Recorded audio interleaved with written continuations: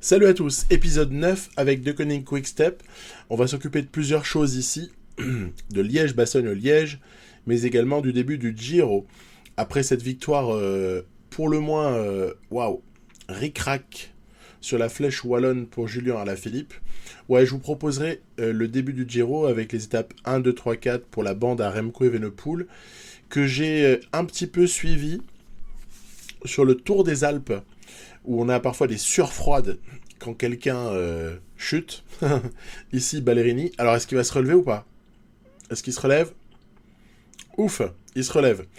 Ouais, parce que si c'est l'abandon, ça remet tous les plans en cause pour le Giro qui suit. Hein. Puis voilà, faire bosser un peu les uns les autres, prendre quelques petits repères en montagne, même si Almeida n'était pas en très bonne forme ce jour-là, mais prendre un petit peu voilà, des habitudes. Ah, il va y avoir des choses à faire sympathiques hein, sur le Giro. On va peut-être le voir déjà dès cet épisode 9. Et Masnada devrait être aussi très précieux par moment. On a comme ça des petites choses que je me suis amusé à faire. Ici, par exemple, on avait un Team Ineos sur le Tour des Alpes qui était très fort. Notamment Richard Carapace était vraiment en très très belle forme. Il avait de beaux soutiens. Et je me suis amusé puisque Almeida en simulation avait hérité du maillot de leader avant cette étape-là. Je me suis amusé à essayer de jouer le coup plutôt pour Jean Almeida, hein, pour voir un petit peu ce que ça peut donner. C'est vrai qu'il a de très très très belles notes. Et ce qui est rigolo, c'est qu'il va y avoir la fusée Carapace qui va comme ça nous laisser sur place. Regardez, hop là, Carapace très très fort sur cette étape-là du Tour des Alpes. Jolie arrivée derrière une descente vertigineuse. Les lacets sont impressionnants. Très belle, honnêtement, très belle carte. J'ai beaucoup aimé cette étape-là. Evenepoel, on serre les fesses quand il descend avec cette note de 63 en descente. Il y aura un petit up, vous le verrez par vous-même. Il y aura une petite progression en fait d'ici au Giro. Après 4 mois pleins de travail. Et donc, victoire finale pour Jean Almeida. Mais Carapace se sera quand même bien rapproché sur la toute fin. Ok. Alors, ce qui nous intéresse, évidemment, principalement, c'est Liège-Bastogne-Liège, pour débuter, où l'on retrouve l'équipe constituée pour la flèche wallonne, en fait. J'ai reproduit exactement le même effectif. Vous voyez que Stibar, c'est pour faire le nombre, hein, que j'avais De Venins qui s'est blessé très très longtemps dans cette partie. Du coup, j'ai été obligé de trouver quelqu'un qui pouvait se dévouer pour poursuivre un petit peu sa campagne de classique. C'était Zdenek Stibar qui a été élu pour cela, donc il sera protecteur et puis on n'ira pas lui demander trop non plus. Vous voyez, voilà, Van Aert est aligné pour Liège-Bastogne-Liège par Jumbo-Visma.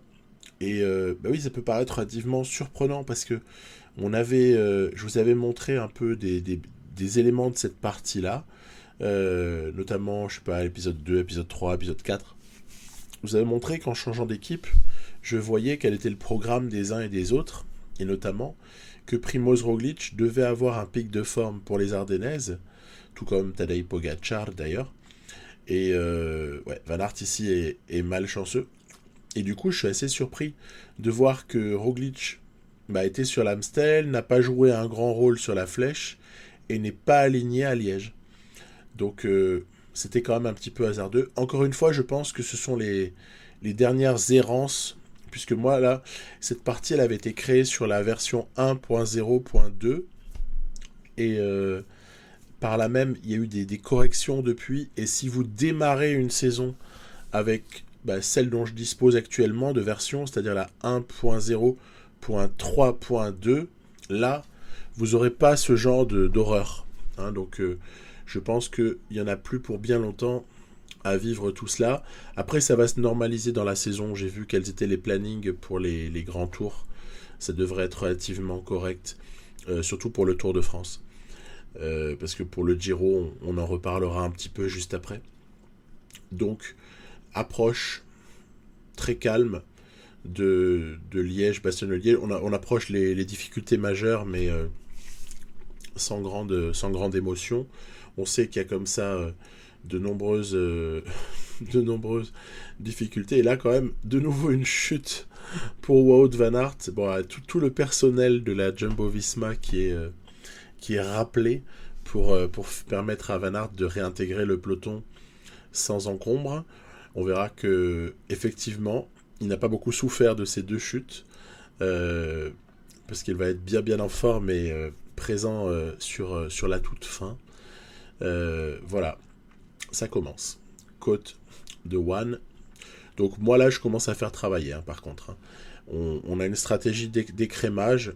En fait, on va se comporter presque comme ce qu'on voit souvent faire par l'IA, à savoir Deceuninck Quick-Step qui prend les commandes de la course et qui en fait ne les lâche plus, hein, et prépare en fait le terrain d'une attaque de Julien Alaphilippe. Ben, je vais faire un petit peu la même chose parce que là encore je ne veux pas arriver dans les 5 derniers kilomètres et me faire planter au sprint.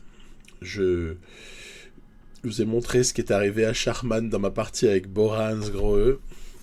Et donc je n'ai pas envie de vivre la même chose avec Alaphilippe, à savoir me faire prendre non seulement à cause du dernier virage et de la toute fin du variant, qui est honnêtement, si on l'a pas joué, on peut se faire un petit peu piéger. Et puis même se faire prendre tout court au sprint, quoi, hein, par Wout van Aert au hasard. Donc stratégie d'élimination. Côte de la haute levée à présent. L'échappée n'en a plus pour bien longtemps, hein, ça semble... Pour eux, ça semble déjà relativement enterré. Ils vont être repris. Donc Van Sevenant fait le boulot. Stybar, allez, on se calme. Objectif Tour de France maintenant pour Zdenek Stybar.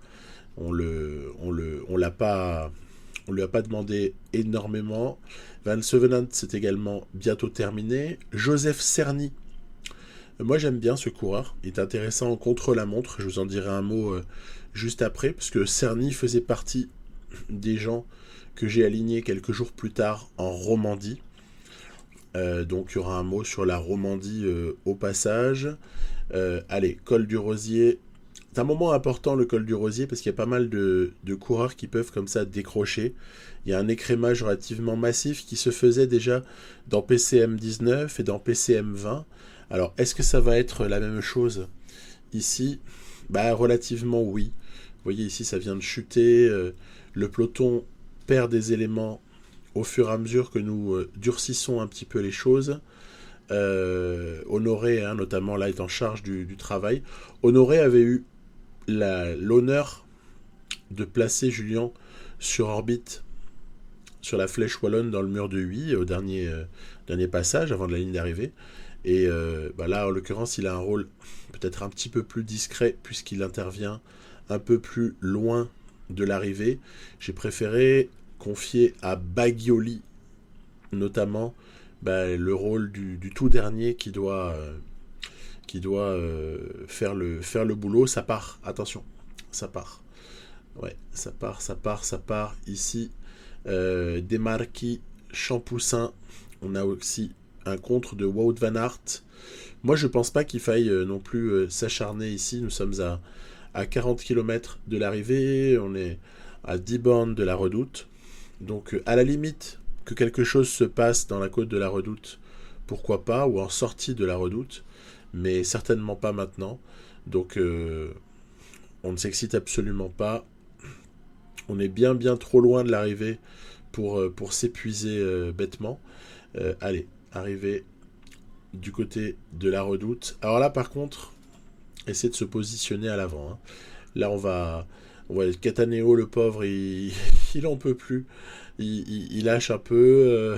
Honoré, pour lui, c'est terminé. Il n'y a plus que Bagioli, hein, pour aider Alaphilippe. Mais c'est pas bien grave.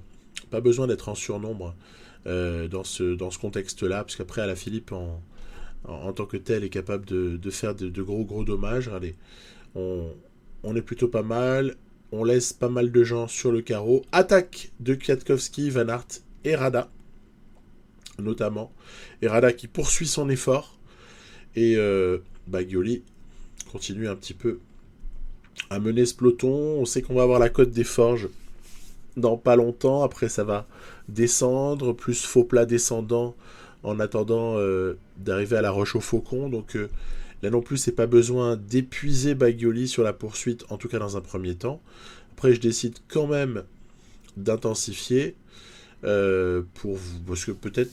Moi, je prévois plutôt d'attaquer dans la Roche au Faucon, en fait, avec Alaphilippe. Je préfère attaquer une fois, mais que ce soit au bon endroit, plutôt que partir de trop loin et me faire contrer ou perdre de l'énergie, comme on sait que ça peut être le cas. Alors ici, l'IA a eu un comportement qui était relativement offensif. Hein, vous voyez, Errada, on ne l'arrête plus du tout. Il est intenable. C'est Jesus. Hein. Donc voilà. Roche au Faucon en approche. Quelques kilomètres encore. C'est le moment peut-être de laisser d'autres gens fournir les efforts pour rouler sur les 2 échappées du jour. En tout cas, les 2 échappées pour le moment. Et là, on va y aller. Consommer Bagioli pour ses dernières forces en protection de Julien Alaphilippe, qui est lui-même en effort curseur.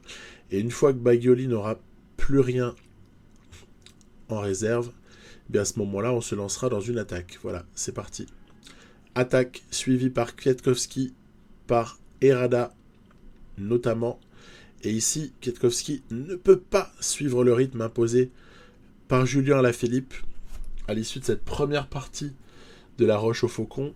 Donc, derrière, ça s'entend moyennement avec Errada, Kwiatkowski, Madouas pour ce qui est de rouler sur Julien Alaphilippe. Il faut quand même se méfier de cette deuxième partie. Attention, ici, on est dans un endroit stratégiquement très très important parce que une attaque en sortie de cette dernière difficulté peut être déterminante. En l'occurrence, moi j'essaie de maintenir un rythme assez intense avec Julien Alaphilippe. On voit que derrière, il y a un troisième groupe, donc deuxième groupe en poursuite d'Alaphilippe si l'on veut, qui a du mal à s'entendre également. Kwiatkowski, descendeur assez performant, il faut se méfier un petit peu. Donc il est capable de nous ramener des cailloux dans la chaussure s'il fait un trop gros effort. Moi je veux pas attaquer dans la descente, vous voyez, je garde la force de Julien Alaphilippe, essayer de maintenir comme ça cette vingtaine de secondes. Et puis maintenant on va surtout faire attention à la fin. Flamme rouge, il va y avoir un virage à droite et derrière la ligne elle est toute proche. Donc on est rendu, voilà, on lève pas les bras, on ne lève pas les bras. Je n'ai pas levé les bras, vous savez pourquoi? Parce que ça m'a traumatisé le Liège 2020 là où Alaphilippe lève les bras après avoir en plus dévié de sa ligne, il est déclassé, il est finalement oh là là, en dernière position de son groupe, alors que honnêtement il avait tout pour gagner ce Liège-Bastogne-Liège. Donc voilà, petit clin d'œil, j'ai pas levé les bras. Derrière, Jesus Errada prend la deuxième place devant Dylan Teuns. Errada, belle surprise, hein. Le reste quand même était un peu plus prévisible. Et donc Julien s'impose ici. Donc ceci vient clore la première partie de saison d'Alaphilippe. Plutôt de belle manière, puisqu'il y a un quadruplé ardennais. J'inclus le Brabantse Pijl dans le lot. Hein. Joli perf pour Madouas, qui fait quand même 5e, ce qui est pas mal du tout. Van Aert aurait été un petit peu court. Il aurait été dans ce groupe avec Sharman et Simon Yates notamment, qui ont eu du mal à revenir sur la toute fin.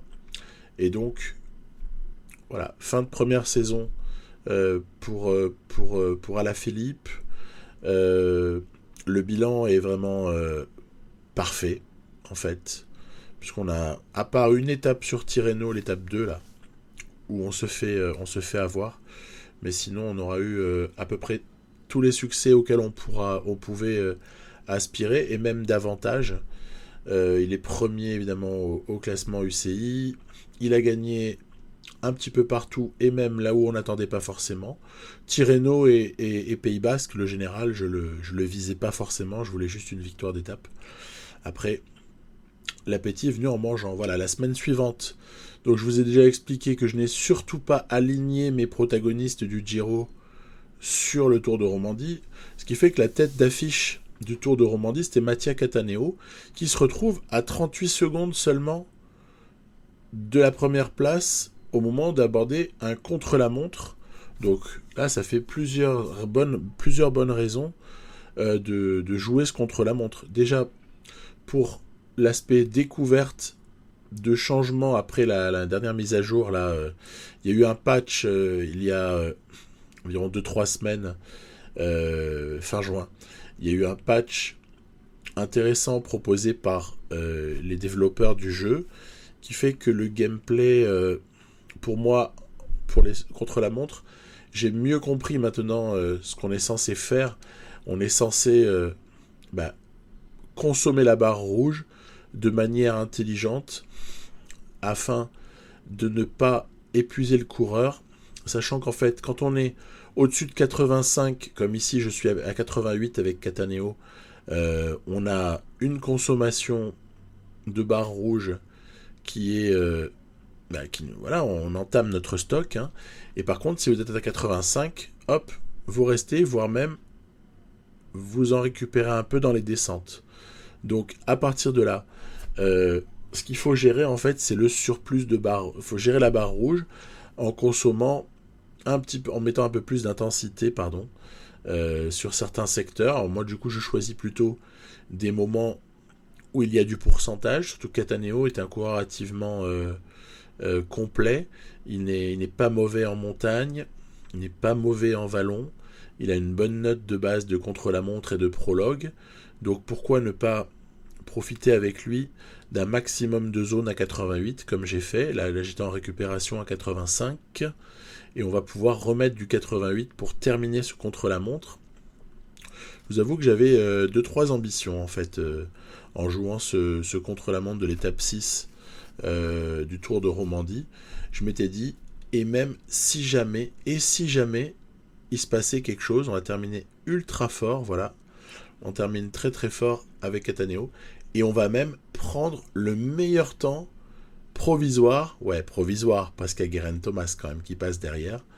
Et en fait, regardez, Cattaneo va garder sa première place. Il va donc s'imposer en fait sur ce contre-la-montre du Tour de Romandie.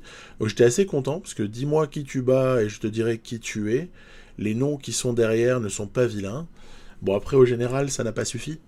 Mais c'est pas bien grave. Parce que déjà, à la 4e place en Romandie pour Cattaneo, elle est plutôt sympa, surtout vu le manque de soutien qu'il a eu. Et puis j'ai simulé les 5 autres étapes.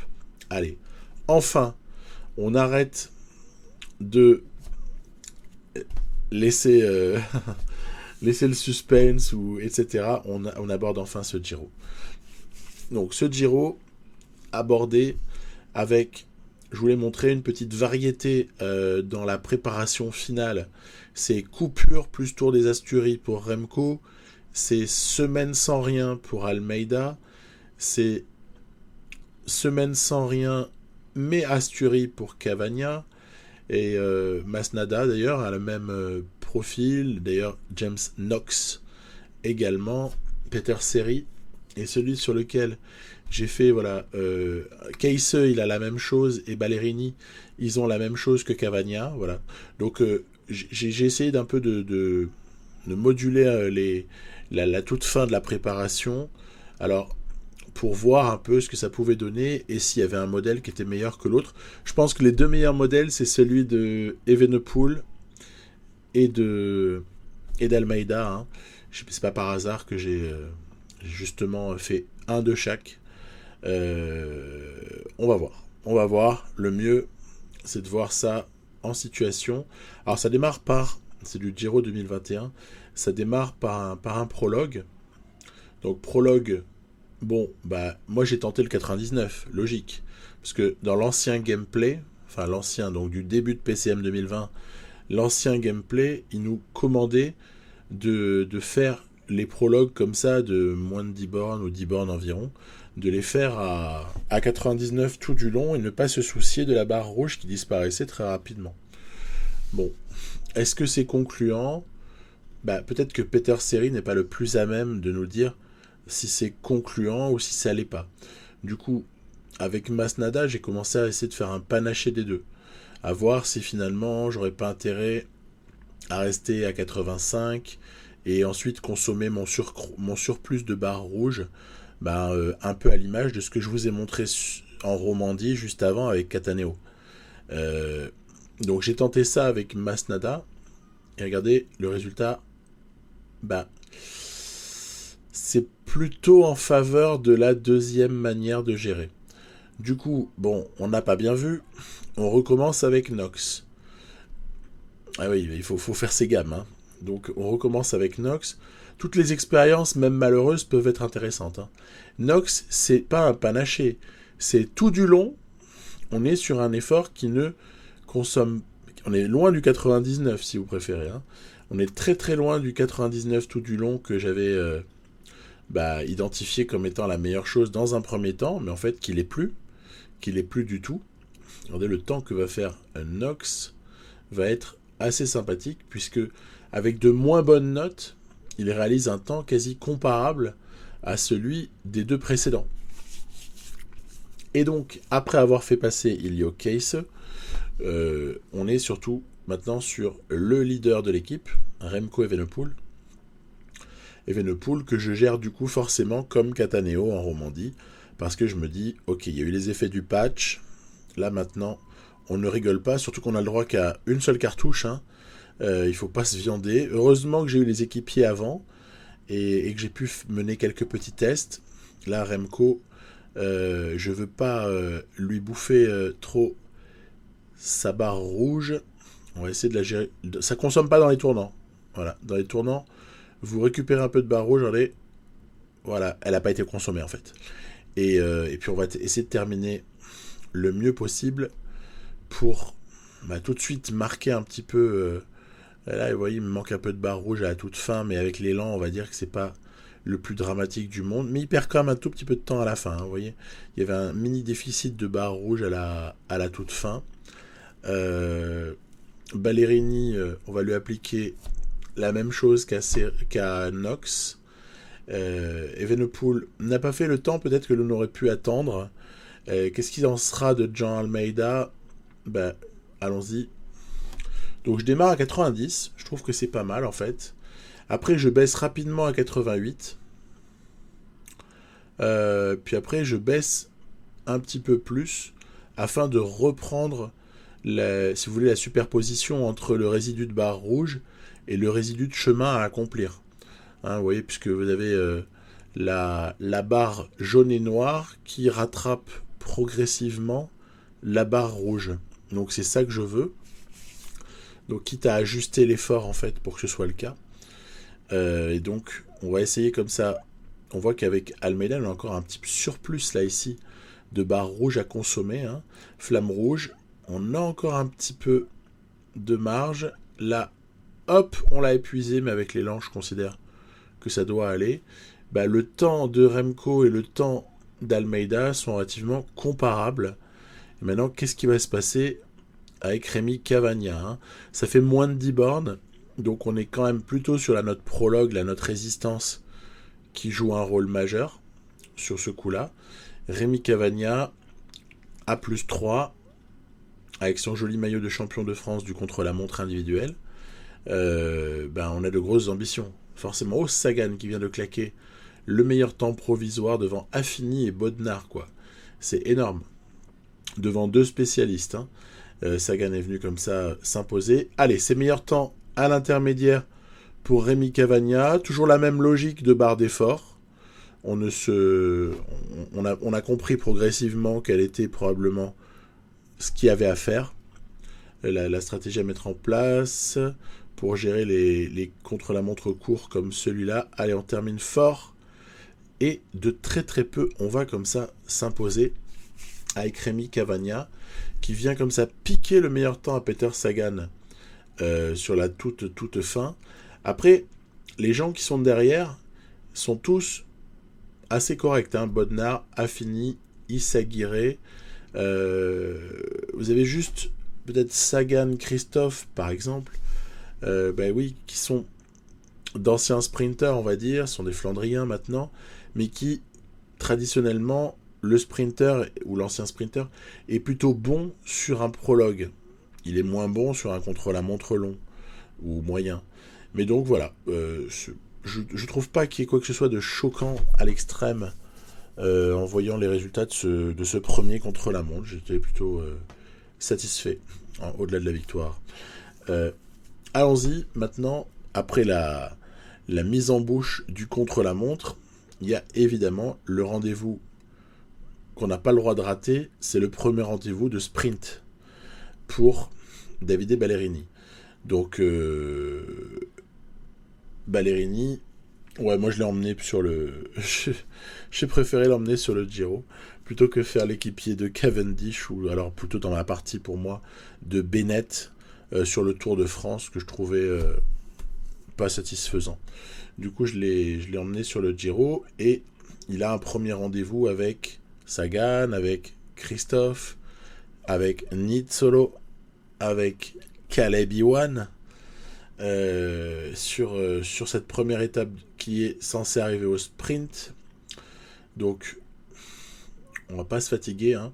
Ballerini est à -1, mais ce que j'ai essayé de tout de suite mettre en place pendant l'étape, c'était qui est-ce qui serait membre du train.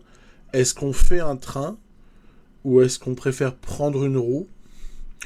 Bah déjà, ce qui est clair, c'est que au sprint intermédiaire, alors, il y a 3 mecs qui passent devant, hein, qui prennent les entre guillemets les gros points. Puis derrière, ça a sprinté de manière totalement massive. Nous, on était absents, totalement absents, bloqués sur la gauche de la route. Donc première petite leçon. Ok, j'ai retenu. Et deuxième leçon, bah, encore une fois, un petit peu bloqué. On a bien compris. D'accord, c'est pas comme ça qu'il faut faire. En tout cas, à l'arrivée de cette étape-là, c'est pas du tout comme ça qu'il va falloir s'y prendre. Donc, ok, message reçu. On va donc, dans le final, rouler très très fort avec Cavagna. On laissera également Keisse assurer le début du sprint de Seri que je vais utiliser comme poisson pilote. Je vais utiliser Peter Seri comme poisson pilote de Ballerini. Et on va bien voir ce que ça donne, hein. Il faut tester. Allez, c'est parti. Keisse pour Seri qui sprint. Et on va essayer de lâcher Ballerini le plus tard possible. Allez, comme ceci. Voilà. Une victoire pour Davide Ballerini sur cette première étape. Elia Viviani, Tim Merlier auront été là pour compléter le podium. On notera la présence de Pasqualone, que je n'avais pas cité.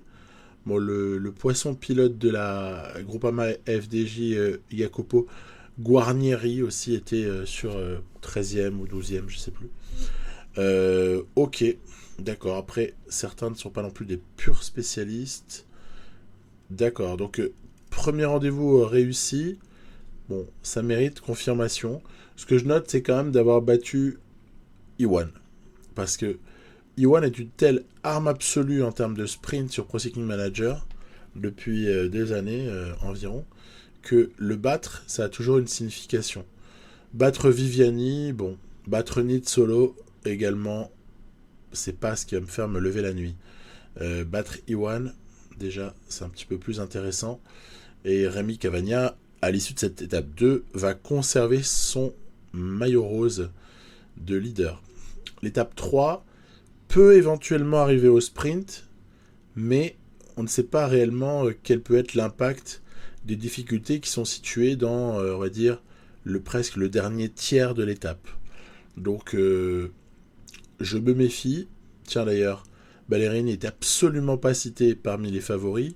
On a un mélange entre sprinter et puncher. Pour ce qui est de citer les favoris de cette étape 3. Allons-y. Je vais faire rouler un petit peu Cavagna au début, là. Cavagna est un roule toujours, hein. C'est quelqu'un formidable. Son moral, en plus, a été impacté par la victoire sur ce prologue. Et donc, ça nous permet de pouvoir compter sur, a priori, de meilleures chances d'avoir de bonnes formes du jour pour lui. Alors les intermédiaires sont injouables pour moi à ce stade-là. Iwan Nizzolo notamment viennent comme ça prendre les points. En même temps, il n'y a que très peu de points attribués sur ces sprints intermédiaires. Du coup, je suis pas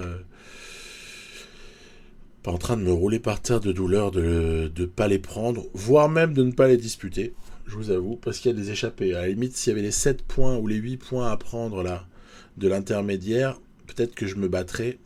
Mais là, avec les échappées, c'est pas des gros points. On peut aller prendre 3 points ou 2 points, mais on s'en fout en fait. On s'en fout parce qu'il y a 25 points à l'arrivée. Et que si on veut commencer à se positionner pour du cyclamen avec Davide Ballerini, pourquoi pas. Mais à ce moment-là, autant se concentrer sur le moment où ça joue vraiment. Regardez ici, dernière difficulté franchie, validée pour Davide Ballerini. Forme du jour 0 pour le sprinter italien. Ça va, je prends. Toujours mieux que du négatif. On va pas tarder à avoir nos pics de forme là, il n'y a pas de souci. Hein. Ils vont tomber relativement massivement, mais on les a pas encore en début de Giro. J'ai eu un déficit de jours de course, notamment dû au fait de m'être retiré de Romandie à cause de la fatigue pressentie. Donc gros impact du changement de préparation dans le jeu, puisque si on était sur l'ancien modèle, j'aurais pu arriver avec des pics beaucoup mieux ajustés, ce qui n'est absolument pas le cas ici. Allez, toute dernière difficulté ici, avant de basculer vers les derniers kilomètres de cette étape. Knox, Seri, Ballerini viennent comme ça prendre quelques points, mais je m'en fiche. On joue pas ces points-là, là on joue la victoire d'étape. À partir du moment où Ballerini a réussi à passer, à ce moment-là, il faut jouer pour lui cette étape. Sagan, Christophe, attention, hein, Iwan est forcément dans les parages. Nizzolo, il doit y être également. Allez, c'est parti. On va pas se tromper. Attention, il y a des virages à la fin. Ça, c'est un élément à prendre en compte pour lancer de suffisamment loin et bien se souvenir que dans les virages, le coureur ne consomme rien. Merlier, tient la corde avant que Ballerini ne le saute sur la toute fin. Celui-là est passé un peu plus proche d'être perdu. Hein. Ballerini, Iwan, Merlier, Nizzolo. Je crois qu'on connaît là les 4 meilleurs sprinters qui sont présents sur ce Giro. Et je suis pas mécontent à la toute fin d'avoir tapé les 2 Gugus d'à côté là pour Davide Ballerini. Ok. Donc après l'exercice du contre-la-montre, tiens ouais, Sagan prend le maillot là. Ça me dérange pas. Me dérange pas. Cavagna, il a eu ses 2 jours en rose. Sagan prend la Maglia Rosa et c'est très bien ainsi. Ça laissera le poids de la course sur Bora Hansgrohe. Et c'est pas un truc bidon, je pense. Je le dis pas, ouais, parce que bon, on pourrait se demander s'il y a vraiment un poids de la course. Bah, honnêtement, ouais, à un certain niveau. Moi, j'observe que les équipes qui ont le maillot roulent. Je le vois aussi sur le Tour de France que je fais avec Bora Hansgrohe. Franchement, oui, les équipes roulent. Du coup, moi, ça m'arrange de pas rouler en fait sur l'étape qui vient ou de pas avoir besoin de rouler en tout cas dans un premier temps. Jean Almeida est hyper favori de l'étape. Ça va peut-être être un sujet, ça, hein, mine de rien. Parce que Evenepoel a progressé légèrement. Il a notamment gagné en contre-la-montre, mais il n'a pas gagné en montagne sur son up de fin avril, début mai. Il y a eu un up consécutif au travail d'entraînement à ce moment-là. Donc Evenepoel n'a pas gagné grand-chose, n'a rien gagné en fait en montagne et en vallon, qui étaient peut-être les 2 notes qu'on pouvait espérer voir augmenter. Donc ça n'a pas été le cas, acceptons-le. Mais du coup, comme en plus ce jour d'étape 4 il est blessé, je crois que j'ai vu passer mot de tête, c'est un peu délicat. C'est un peu délicat et on se demande un peu si le leadership de l'équipe ne va pas échoir très très rapidement à Jean Almeida. Donc je me souviens que au mois de mai, là, vous l'avez sûrement vu, ceux qui aiment suivre l'actualité du cyclisme, il y a eu comme ça cette déclaration assez fracassante de Patrick Lefebvre, le manager en chef de Deceuninck Quick-Step, qui a expliqué qu'il ne s'était pas entendu en fait avec l'agent de Almeida pour ce qui était de discuter d'une prolongation. Et je pense que clairement ça a été lié au rôle qui a été attribué à Almeida dans un premier temps, à savoir clairement derrière Evenepoel, au service d'Evenepoel.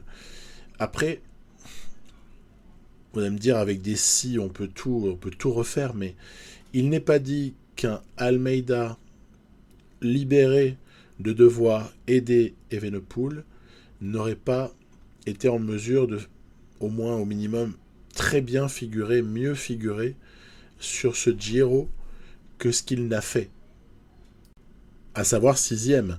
C'est-à-dire que, est-ce que ça se serait pas transformé en un podium pour Almeida, qui en plus avait réussi un énorme Giro c'était quoi, en octobre, hein, en octobre 2020. Donc, je ne pense pas que je vais reproduire la même erreur. C'est-à-dire que si Almeida est le plus fort, et même si on ne le reconduit pas dans la partie, Almeida ne sera pas effacé au profit de Evenepoel. Parce que sur Evenepoel, comme j'ai envie de jouer relativement longtemps cette partie normalement, je sais que l'heure viendra. Mais il y a besoin de progresser un petit peu. Et en l'occurrence, là, cette étape 4, elle va un peu aller dans le sens de ce que je vous disais là. Alors Evenepoel, ça va, hein, il est présent. Mais il est un petit peu touché par rapport, on regarde les barres, hein, on compare la barre d'Almeida et les barres de Remco Evenepoel. Il est un peu touché, hein, Evenepoel déjà à ce stade-là. On va essayer d'être fair play, on va l'emmener. Hein. Je joue quand même avec une idée de leadership pour Remco Evenepoel. Mais encore une fois, s'il y a une possibilité pour Almeida, on la prend. Hein. Et c'est ce qui va se passer dans cette dernière difficulté du jour. Knox fait le boulot. On demandera ensuite à Fausto Masnada d'apporter sa pierre à l'édifice. Et en dernier ressort, on regardera ce qui reste du côté de Jean Almeida et de Remco Evenepoel. Ça attaque, on a un tempérament relativement offensif de Van Hauck et par exemple de Maika. Madouas également, ça c'est amusant. Devant Gianluca Brambilla a essayé de résister, mais on va quand même pas se laisser avoir comme ça aussi facilement. Regardez, forcément Evenepoel dans la roue d'Almeida, ça lui fait très très mal. Ça lui fait mal Evenepoel parce qu'il suit un coureur qui a une note de montagne qui lui est supérieure. Et donc, au moment où Almeida part, il y a surtout personne avant que Martinez se réveille pour Ineos ou que Maika également sonne la charge. Il n'y a personne qui a été en mesure de réagir dans un premier temps à cette offensive de Jean Almeida qui va s'imposer ici et avec une jolie marge, il va s'imposer, mérite de lever les bras ici et on va regarder un petit peu, voilà, Maika arrive deuxième, derrière il y a Caruso bien sûr, Vlasov, Yonis Aguirre et Remco sauve le top 10 et ne perd pas trop de temps, ce qui fait qu'en fait tout reste envisageable. Hein. À ce stade-là, on peut encore décider de privilégier Remco si on le veut, mais encore une fois, voilà, je vous ai dit ce que j'en pensais. Il me semble que si Almeida mérite, même si Almeida quitte l'équipe à la fin de l'année, s'il mérite de gagner ce Giro, il gagnera ce Giro. Voilà. Donc, en tout cas, il a gagné une belle étape ici, qu'il met en position favorable au classement, puisqu'il se retrouve déjà premier à l'issue de cette étape-là. Donc, on va le regarder tout de suite. Voilà le classement. Donc, Almeida, 20 secondes sur Maika, 25 sur Izagirre, 33 sur Remco. Derrière, il y a encore beaucoup de coureurs qui peuvent revenir. Vlasov, Mas, Jane Lee, entre autres. Et donc, il y a pas mal à faire. Tout reste à faire, en fait. 17 étapes, rendez-vous compte. Mais voilà, je voulais proposer ce petit début de Giro en espérant que la suite soit excitante et plaisante. Voilà. Je vous dis à bientôt pour un prochain épisode de Koenig Quick Step. Bye bye.